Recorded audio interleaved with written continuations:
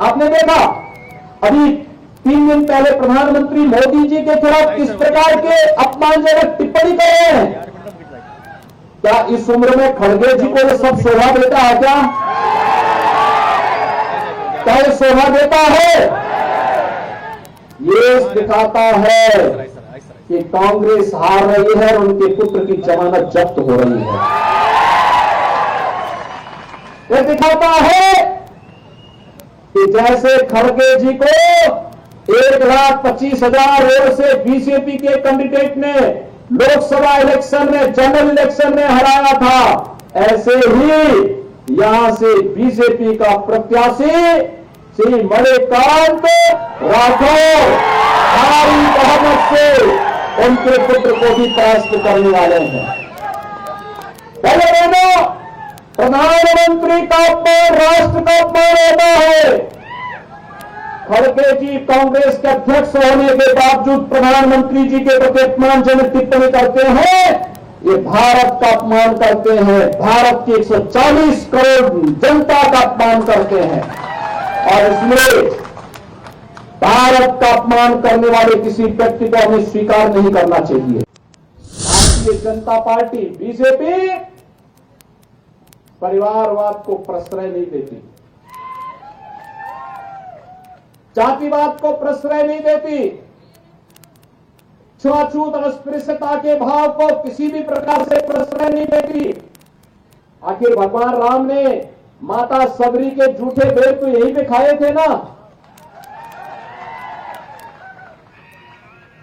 भगवान राम और हनुमान जी की मैत्री यही हुई थी ना। और यही नहीं, 28 अप्रैल की तिथि यहां के लोग बाबा साहब भीमराव अंबेडकर जी के यहां आगमन की स्मृति में उनके पावन तिथि के रूप में मनाते हैं।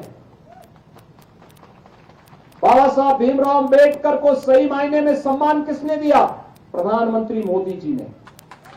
बाबा साहब भीमराव अंबेडकर से जुड़े हुए महत्वपूर्ण 5 स्थानों को पंच तीर्थ के रूप में विकसित किया बीजेपी ने, प्रधानमंत्री मोदी जी ने। उनकी जन्मभूमि मऊ मध्य प्रदेश को भव्य स्मारक के रूप में बदल करके,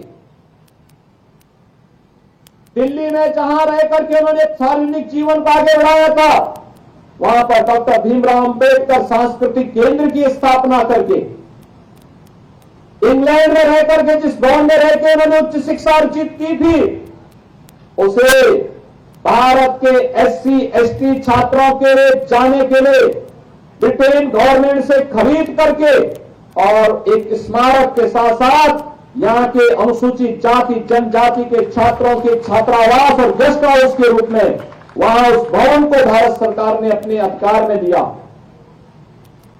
नागपुर में उनकी दीक्षा भूमि को और मुंबई की चैत्य भूमि को पंच तीर्थ के रूप में विकसित करने का काम डबल इंजन की बीजेपी की गवर्नमेंट ने किया है।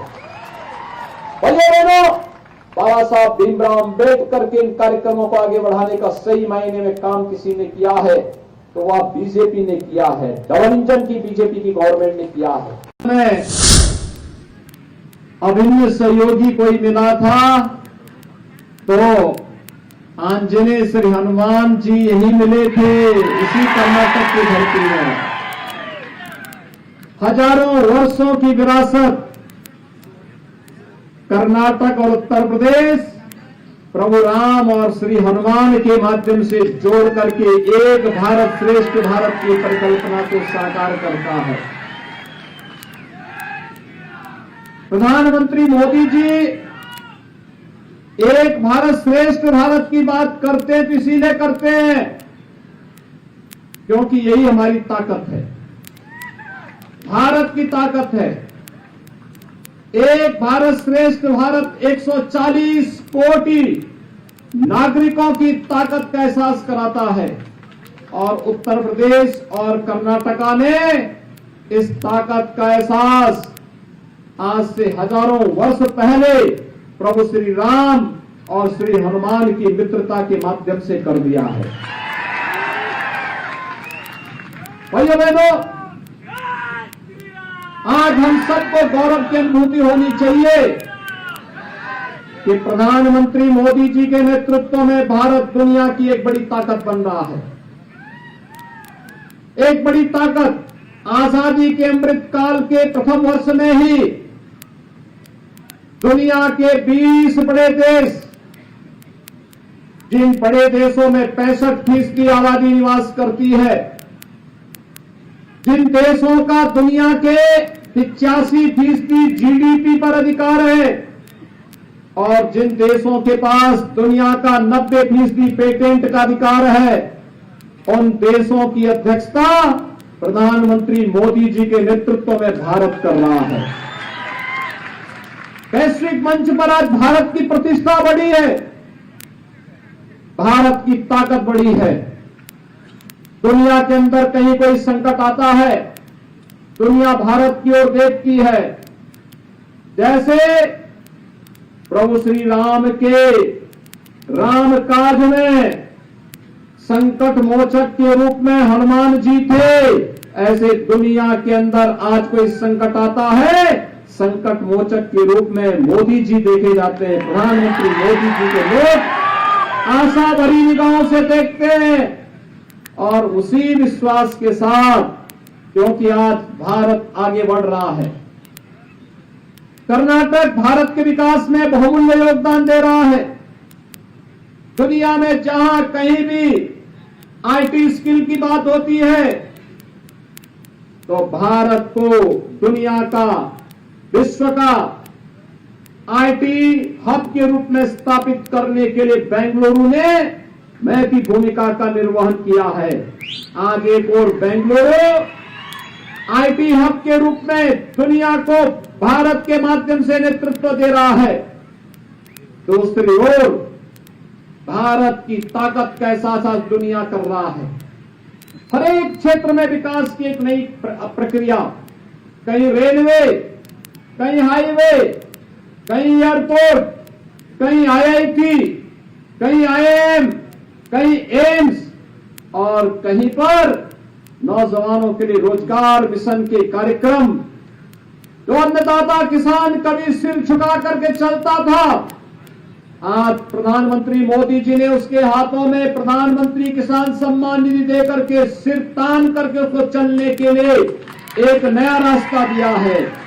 अब हमारा अन्नदाता किसान सिर झुका करके नहीं चलेगा, सिर तान करके चलेगा। यह एहसास प्रधानमंत्री मोदी जी ने करवाया है और यही कहने के लिए भाइयों बहनों मैं आपके पास आया हूं। एक और भारत आज दुनिया को नेतृत्व दे रहा है। भारत के अंदर इंफ्रास्ट्रक्चर डेवलपमेंट के कार्य हो रहे हैं, तो गरीब कल्याणकारी योजनाओं के माध्यम से भी भारत ने एक नई प्रगति की है। याद करिए, कोरोना कालखंड में भारत की 140 करोड़ की आबादी को 220 करोड़ कोविड वैक्सीन की फ्री की डोज उपलब्ध करवाना, 80 करोड़ लोगों को फ्री में राशन की सुविधा उपलब्ध करवाना और भाइयों बहनों 50 करोड़ लोगों को आयुष्मान भारत में 5 लाख रुपए की सालाना स्वास्थ्य बीमा का कवर देना, 45 करोड़ भारतीयों के लिए जनधन अकाउंट खोल देना, भारत के अंदर 15 करोड़ युवाओं को डिजिटल इंडिया के माध्यम से, स्टार्टअप इंडिया के माध्यम से, स्टैंड अप इंडिया के माध्यम से आगे बढ़ने के लिए एक मार्ग प्रशस्त कर देना, भारत 12 करोड़ गरीबों के लिए एक टॉयलेट उपलब्ध करवा देना, 8 करोड़ भारतीयों को उज्ज्वला योजना के निःशुल्क कनेक्शन उपलब्ध करवा देना, 4 करोड़ भारतीयों को बिना भेदभाव के प्रधानमंत्री आवास की योजना से जोड़ देना, ये नए भारत की नई तस्वीर कहती है। विकास सबका, तुष्टीकरण किसी का नहीं। हम तुष्टीकरण नहीं, हम तो सशक्तिकरण के मार्ग पर चलते हैं, सशक्तिकरण के मार्ग पर। हम युवाओं के लिए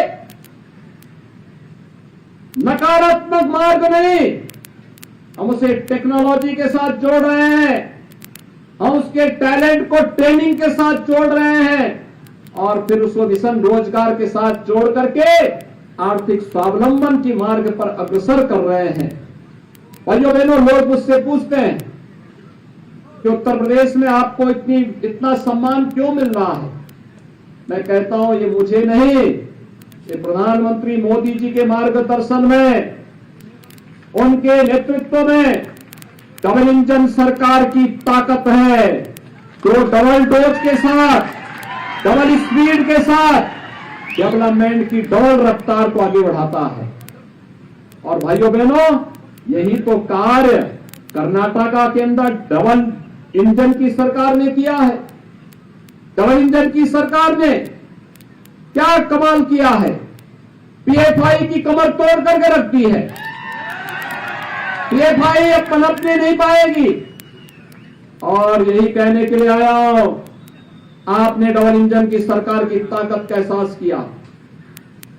पिछली बार कांग्रेस के राष्ट्रीय अध्यक्ष खड़गे जी को आपने यहां से परास्त करके डॉक्टर उमेश यादव को यहां से एमपी का चुनाव जिता करके भेजा। मैं आपका अभिनंदन करता हूं। आपने एहसास करा दिया कि अब यह चित्तापुर किसी की बपौती नहीं, बल्कि यह राष्ट्र की सेवा के लिए समर्पित बीजेपी के समर्पित कार्यकर्ताओं के लिए अब यहां की जनता पूरी तन्मयता के साथ जुड़ करके उन्हें चुनाव जिता करके भेजेगी। भाइयों बहनों, आज आपका उत्साह इस बात को भी रेखांकित कर रहा है, भारतीय जनता पार्टी बीजेपी परिवारवाद को प्रश्रय नहीं देती, जातिवाद को प्रश्रय नहीं देती, छूत और अस्पृश्यता के भाव को किसी भी प्रकार से प्रश्रय नहीं देती। आखिर भगवान राम ने माता सबरी के जूठे बेर तो यही पे खाए थे ना। भगवान राम और हनुमान जी की मैत्री यही हुई थी ना।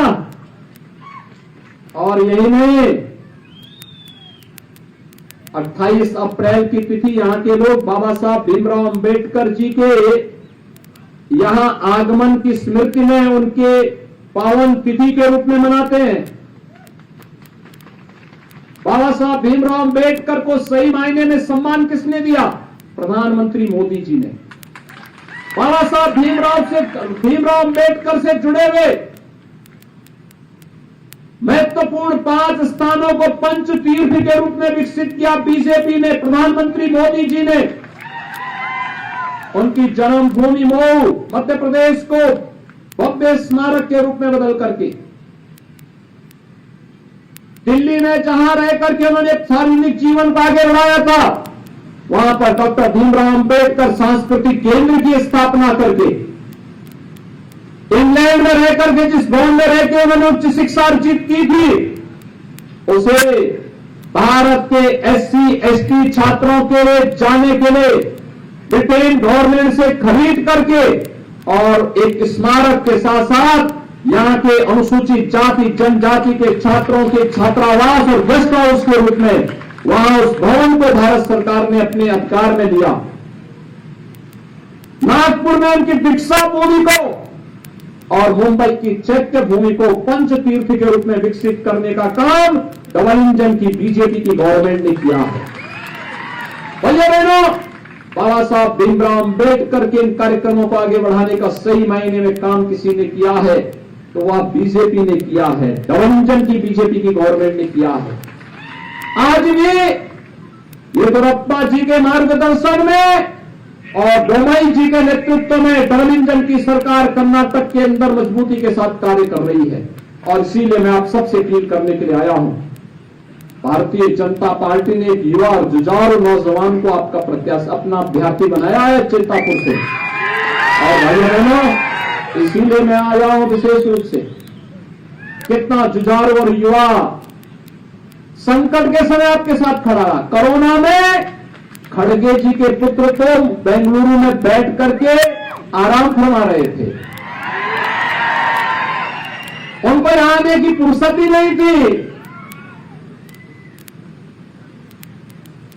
आज खड़गे जी जानते हैं कि उनके पुत्र की जमानत जब्त होने वाली है।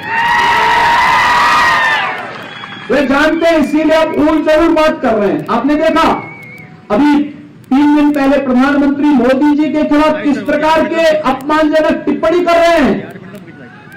क्या इस उम्र में खड़गे जी को ये सब शोभा देता है?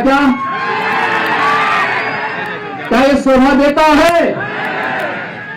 ये दिखाता है कि कांग्रेस हार रही है और उनके पुत्र की जमानत जब्त हो रही है। ये दिखाता है कि जैसे खड़गे जी को 1,25,000 वोट से बीजेपी के कैंडिडेट ने लोकसभा इलेक्शन में, जनरल इलेक्शन में हराया था, ऐसे ही यहां से बीजेपी का प्रत्याशी श्री मणिकांत राठौर भारी बहुमत से उनके पुत्र को भी परास्त करने वाले हैं। भाइयों बहनों, प्रधानमंत्री का अपमान राष्ट्र का अपमान होता है। खड़गे जी कांग्रेस के अध्यक्ष होने के बावजूद प्रधानमंत्री जी के प्रति अपमानजनक टिप्पणी करते हैं। ये भारत का अपमान करते हैं, भारत की 140 करोड़ जनता का अपमान करते हैं। और इसलिए भारत का अपमान करने वाले किसी व्यक्ति को हमें स्वीकार नहीं करना चाहिए। मैं आप सबसे अपील करने के लिए आया हूं, भारतीय जनता पार्टी ने मणिकांत राठौर को अपना प्रत्याशी बनाकर के आपके बीच उतारा है। मुझे आपके उत्साह को देख करके मैं स्वयं उत्साहित हूं कि आपने एक युवा कार्यकर्ता को, वो यानी उनकी उम्र अभी 26-27 वर्ष है, जैसे एमएलए यहां से चुने जाएंगे, कर्नाटक के सबसे युवा एमएलए होंगे, सबसे युवा। और याद रखना, जब युवा चुना जाता है ना, तो युवा लाभ हानि नहीं देखता। युवा तो युवा के कल्याण के लिए, महिलाओं की सुरक्षा के लिए, व्यापारियों की रक्षा करने के लिए और इस क्षेत्र के सुंदरीकरण के लिए काम करेगा, बेहतरीन प्रयास करेगा। तो इसलिए आप सबसे मैं पहले अपील करूंगा कि मणिकांत राठौर को भारी बहुमत से विजयी बना करके भारत का अपमान करने वाले खड़गे परिवार की जमानत जब्त करवाने की आवश्यकता है। सहमत है? सभी लोग सहमत हैं? मेरे साथ दोनों हाथ ला करके बोलो, दोनों हाथ ला करके भारत माता की, भारत माता की, भारत माता की। और दूसरा, मैं आपको आमंत्रण देने के लिए आया हूं। आमंत्रण जनवरी 2024 में अयोध्या में भगवान श्री राम का भव्य मंदिर का निर्माण कार्य पूरा हो रहा है, पूरा हो रहा है। और प्रधानमंत्री मोदी जी के नेतृत्व में, प्रधानमंत्री मोदी जी के कर कमलों से अयोध्या में रामलला का विराजमान होगा भव्य मंदिर में। अभी तो कुछ दिन पहले मणिकांत राठौर स्वयं अयोध्या गए थे, देख करके आए हैं, वहां प्रभु का आशीर्वाद लेकर के आए हैं। और वहां पर हनुमान जी का भी एक भव्य मंदिर है, हनुमानगढ़ी के रूप में भव्य मंदिर है। देखिए, प्रभु पहले विराजते हैं, पहले भक्त को विराजते हैं, फिर प्रभु भी आते हैं। पहले से वहां हनुमानगढ़ी है, अयोध्या में भव्य मंदिर है। और इसीलिए मैं आपको आमंत्रित करूंगा, अयोध्या में राम जन्मभूमि पर मंदिर निर्माण के उस भव्य उद्घाटन कार्यक्रम में आप भी कर्नाटक की ओर से पधारे। परशुराम का ये सेवक आपकी सेवा के लिए, आपके स्वागत के लिए उत्सुक रहेगा। इस विश्वास के साथ मैं आप सबके प्रति अपनी शुभकामना देता हूं। मणिकांत राठौर को भारी बहुमत से विजयी बनाने की अपील आप सबसे करते हुए अपनी वाणी को विराम देता हूं। धन्यवाद। जय हिंद। जय जय श्री राम। जय जय श्री राम। जय जय श्री राम।